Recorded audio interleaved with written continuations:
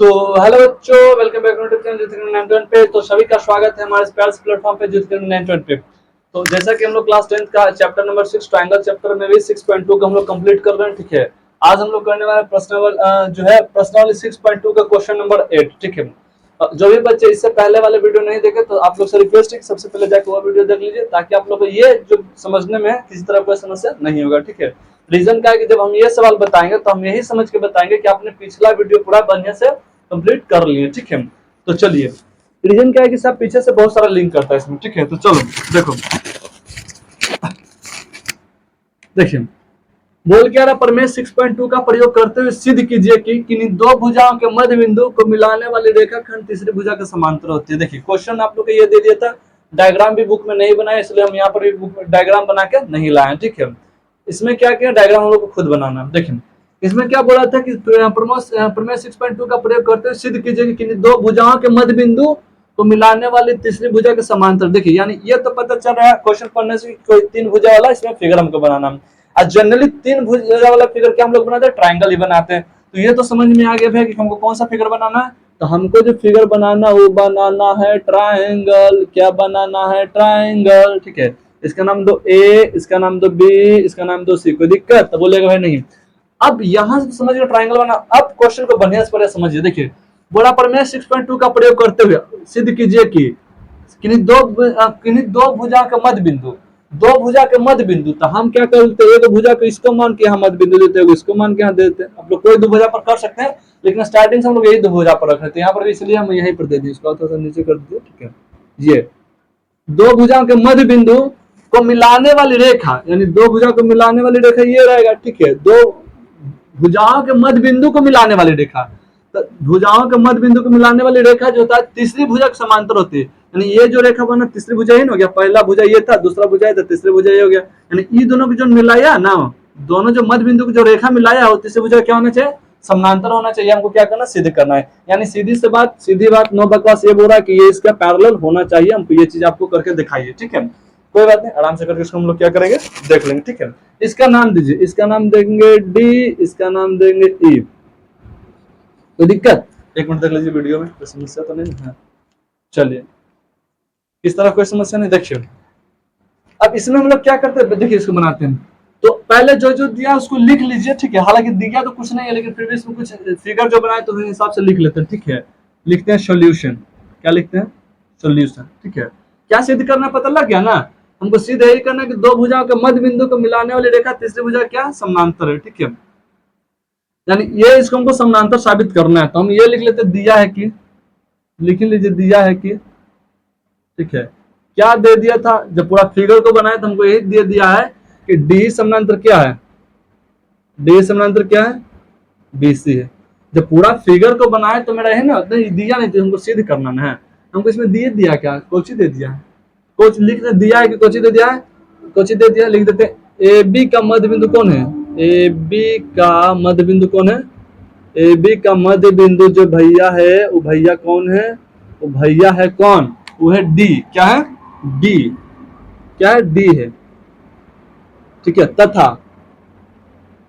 तथा एसी का मध्य बिंदु ए दे दिया है, एसी का मध्य बिंदु, मध्य बिंदु क्या दे दिया, तो एसी का मध्य बिंदु मेरा दे दिया है, ई दे दिया है। ठीक है, ये हमको फिगर बनाए ना, तो मतलब ये इतना हमको पता लग गया कि ये चीज दे दिया था। ठीक है, हमको सिद्ध क्या करना वो भी लिख लीजिए। हमको सिद्ध करना है, सिद्ध करना है, सिद्ध करना है कि क्या सिद्ध करना है छोटे, तो भैया हमको सिद्ध करना है डीई जो है वो पैरेलल है किसके, बीसी का। कोई दिक्कत तो बोलिएगा भैया नहीं, कोई दिक्कत नहीं। ठीक है, आप सुनो तो नहीं कि थोड़ा सा मध्य बिंदु का कॉन्सेप्ट समझ आते हैं। देखो मध्य बिंदु क्या आता है पता है तो नहीं, क्या देखो सब मान लेते ये रोड हो गया, क्या हो गया, रोड हो गया। क्या हो गया, रोड। इसका नाम दो ए, इसका नाम दो बी। क्या नाम देते हैं, बी। अब मध्य मने कुछ होता है, मध्य मने होता है बीच में, मध्य मने कुछ होता है बीच में। तो यहाँ के हम बिंदु दे दे बीच में। ठीक है, अब इसका मतलब क्या हो रहा है, इसका मतलब मध्य बिंदु का मतलब ये हो रहा है कि जो पहले बड़ा रेखा था उसको बीच से काट के इसको दो बराबर भाग में क्या कर दिया, बांट दिया। दो बराबर भाग में क्या कर दिया, बांट दिया। जैसे अगर बोलेंगे पूरा डिस्टेंस अगर 100 किलोमीटर का है, कितना किलोमीटर का है छोटे, 100 किलोमीटर का है, तो ये 50 किलोमीटर हो जाएगा, ये भी कितना हो जाएगा, 50 किलोमीटर हो जाएगा। कोई दिक्कत तो बोलिएगा भाई नहीं। यानी ये इसका नाम दे दीजिए, इस बिंदु क्या नाम दे दीजिए ओ। यानी ये भी बताना चाह रहे हैं कि जो मध्य बिंदु होता है वो हमेशा लिख सकते हैं ए ओ, अब बराबर में ओ बी लिख सकते हैं। भैया कहा लिख सकते हैं, हाँ छोटे लिख सकते हैं। क्या देखिए एक और डिस्टेंस था 50 से था, इसका भी डिस्टेंस क्या है 50, तो दोनों आपस में बराबर ना है। यानी कहने का मतलब मध्य बिंदु जो होता है वो बराबर भुजा में, उसको बराबर भाग में बांटता है। कौन भाग में बांटता है? बराबर भाग में बांटता है। बस यही आप लोग को बताना चाह रहे थे, ठीक है। तो ये आप लोग ध्यान रखिए, जो मध्य बिंदु होता है ए ओ बराबर क्या लिख सकते हैं, वो भी इस चीज को हम लिख सकते हैं, ठीक है। चलिए अब इसको मिटाते हैं। चलिए देखिए अब आगे। तो अब यहां से क्या मेरा बोल रहा था, ये हमको साबित करना है। तो बात है अकॉर्डिंग टू क्वेश्चन, ठीक है। अकॉर्डिंग टू क्वेश्चन में क्या देखते हैं, देखिए हमको अब यहां से देखिए बोला था डी मध्य बिंदु ना है। यहां देखिए क्या लिखा था, ए बी का मध्य बिंदु कौन था, डी है। देखिए ए बी का मध्य बिंदु क्या दे दिया था, डी। मध्य बिंदु क्या दे दिया था, डी है। डी है ना जी। ए बी का मध्य बिंदु कौन है, डी है। तो बोले हुए हाँ भैया डी है, कोई दिक्कत नहीं।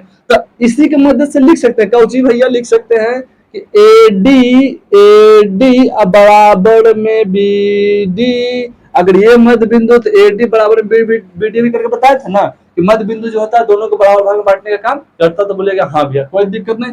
इसको आप दे दे समीकरण 1 नाम, ठीक है। फिर क्या आता है पुनः, फिर आता है पुनः, यानी अगेन। फिर अगर देखेंगे पुनः में क्या लिखना चाह रहा भैया, आप कोच बोले थे एसी का मध्य बिंदु कौन था, ई था।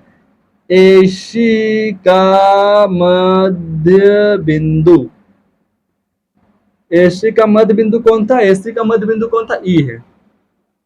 कौन है, ई है। तो जब ये मध्य बिंदु हो छोटे तब बोल सकले ए ई बराबर ई सी, ए ई बराबर ई सी बोल सकते हैं। तो बोलेगा हाँ भैया बोल सकते हैं। तो इसका नाम दे क्वेश्चन नंबर 2, इक्वेशन नंबर 2, ठीक है। Equation number 2। चलिए अब मेरा यहाँ बन गया समीकरण 2 बन गया। अब इसको आगे क्या करना है, तो देखिए आगे क्या करना है।